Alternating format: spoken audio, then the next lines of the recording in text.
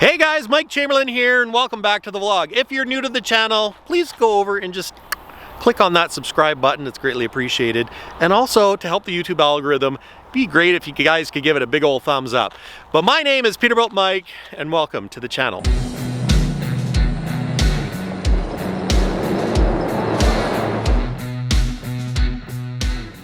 I know you might be here for cab over content, and if you're an OG subscriber, you'll know that Peterbilt Mike started with Peterbilts, because of course I'm a Peterbilt salesman, and you know what, Peterbilt is dear to my heart, but you know, almost as much as cab overs. But at the end of the day, I thought I'd show you guys a new truck, because you haven't seen one in a while, so this is what Peterbilt Mike does for a day job. So let's check it out. How am I going to do this? Let's turn this way. So here it is, a beautiful 2022 Peterbilt 389, ordered in for a customer. Ironically, it was ordered in like a year ago. Well, actually, I should rephrase that. I was looking at the spec sheet on it, or the order sheet on it, and I actually took the deposit for it February 2nd of 2021.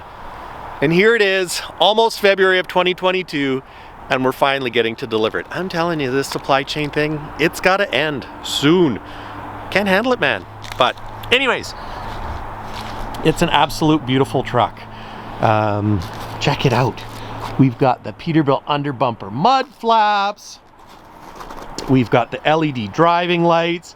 We've got a nice little drop visor. Nothing too crazy, still legal, but it just looks good. Hockey stick stacks. Bull horns, whichever you prefer to call them. Now, they're not my biggest favorite, but you know what? On these trucks, they look absolutely fantastic. Yeah, they just look really good.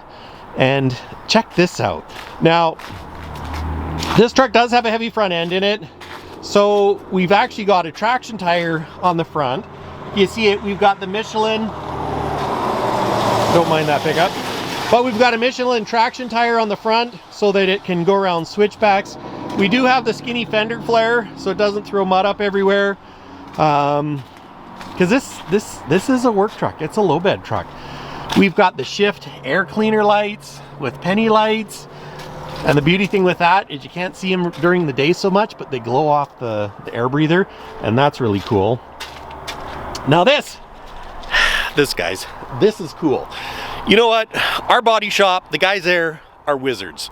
I know, they are. They really are. I'm just saying that either. But check this out. If you order a fuel tank underneath driver's door, this piece is normally open. So what our guys did is they manufactured a custom filler panel trimmed out to go around that fuel tank. And then we put stainless steel penny lights with penny lights underneath. And it just looks fantastic. You know, that gives it a nice OEM look.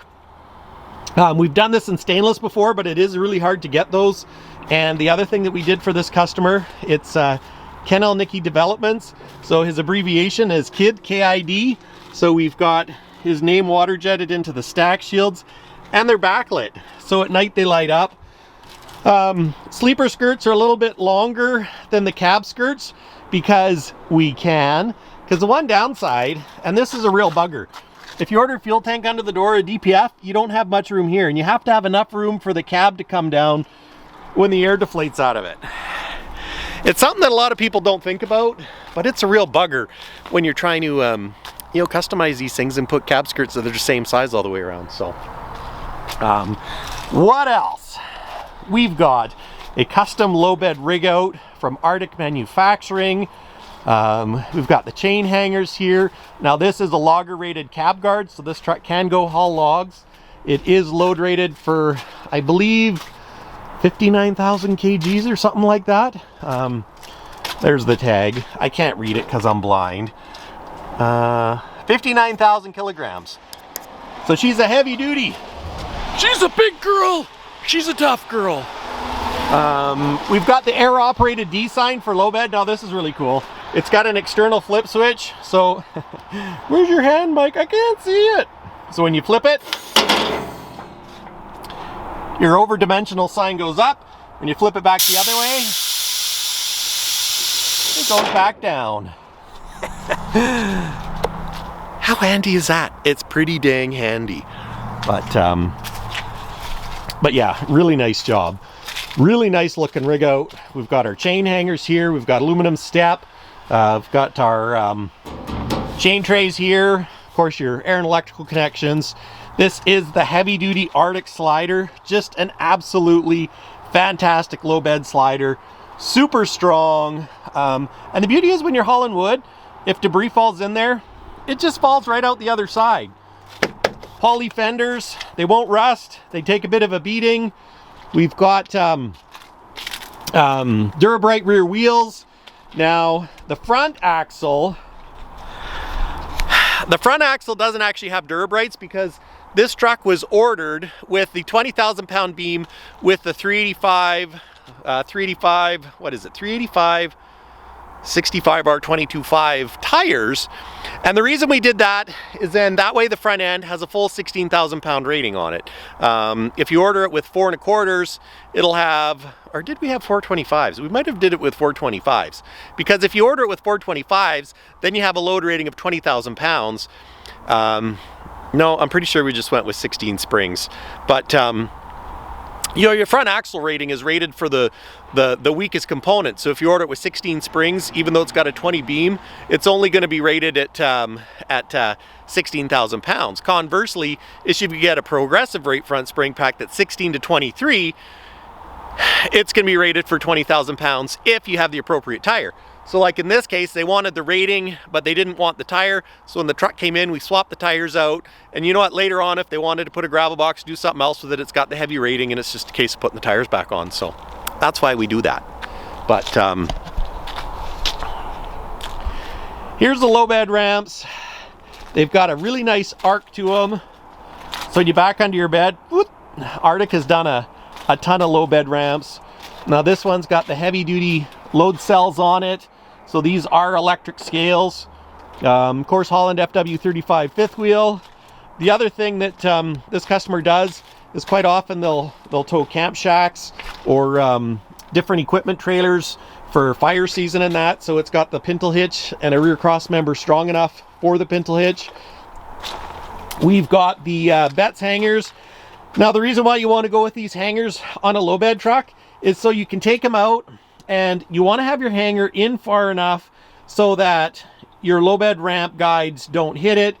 And the reason why you want to use these is so you can pick them out, because then when you turn, you don't have to worry about blowing off your stainless steel fancy mud flap hangers. But and I've seen it before where people put them too close to the ramp, and the guides on the low bed will have little wings, and the wing will come up and bust it right off. Really doesn't take much to break them off. Round to the passenger side, a little more frame space, another chain hanger. Woo. Fuel tank.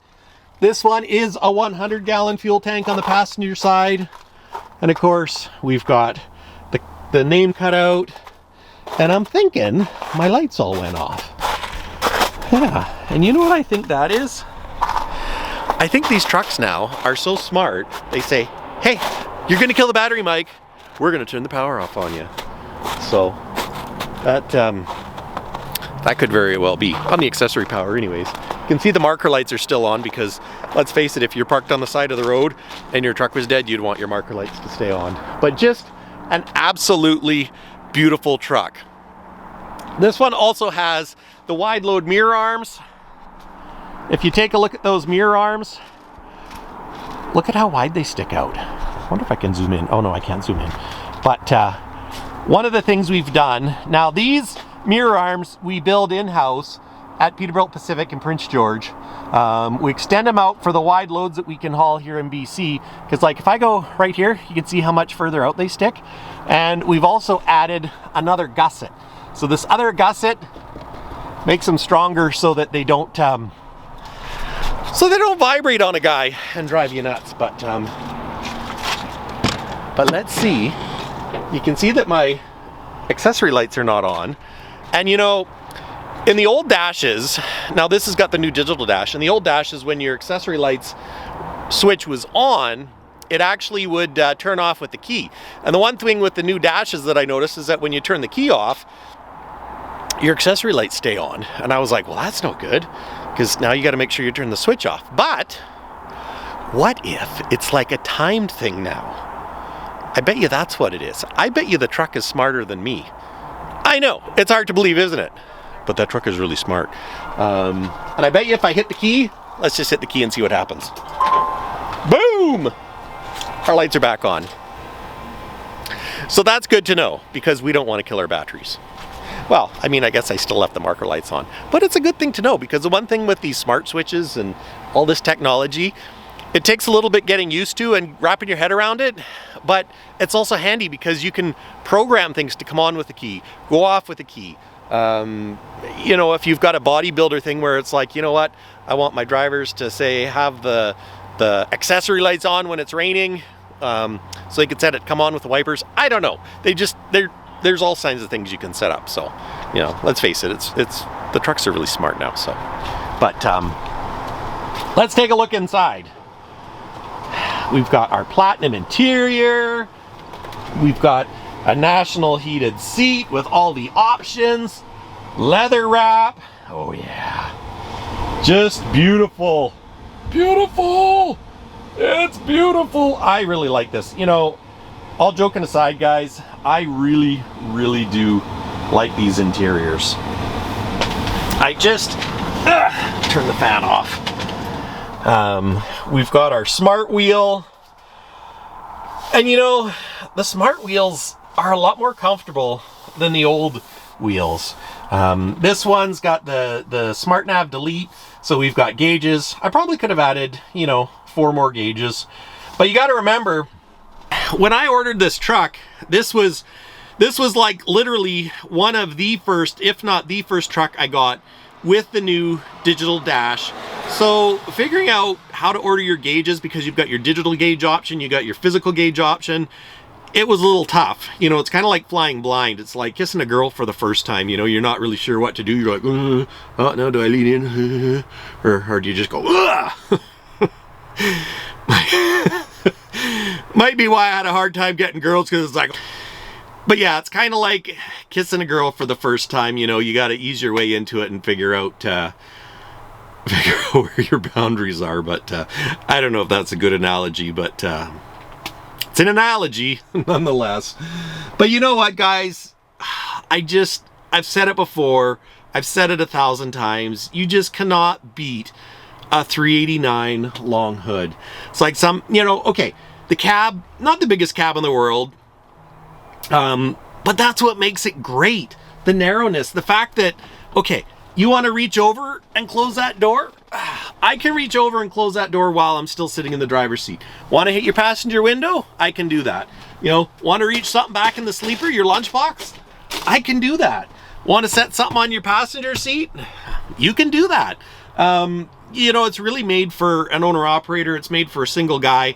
You know, yeah, if you were running double, or, you know, had 2 people lots of times, it would be a little bit skinnier, unless, of course, it's your girlfriend or your wife, and then it just doesn't matter, because, you know, if you're closer together, it's all good. But if it's another dude, yeah, you might want a little more space. But just hands down, I'm so grateful that Peterbilt Motors put the digital dash in the 389 and kept it around, because with everything going on in the world, you know what, if I had to eat broccoli and Brussels sprouts every day to keep the 389, that's what I would do. So having this digital dash really is not a big deal for me, as long as I get to look at that hood. Yeah, because let me tell you, there's nothing that beats driving a long hood. So, and that being said, I'm gonna hit the key, fire this baby up, and I was gonna say go for a drive, but I'm not, because it's clean. And look out there, those roads are not clean. They're wet and schmarmy. That's right, new word for the day, schmarmy. The roads are schmarmy, and I'm not gonna get this truck dirty because the customer is coming to pick it up this week, and I absolutely love it. So we're gonna go park it out front, turn the lights on, look Mac Daddy. Well, actually, at the end of the day, it just looks Mac Daddy. You just can't help it. But So yeah, we're gonna run it over and park it up against the building so she looks all pretty. So when the customer comes to get it, they get that first impression, because you never get a second chance to make that first impression. And with a 389 long hood, when you're taking delivery and you pull into the dealership and it's sitting out front and you go, yeah, that's why there is only one king, and that's Peterbilt 389. On a side note, if you're interested in the truck specs on this one, it's a 565 2050 torque X15 Cummins engine, 18 speed RTLO 2918B. It's got Dana 46,000 pound rear ends in it, the D40 172s, and yeah, that's about it. So take care guys, thanks for watching, and remember, there's only one king.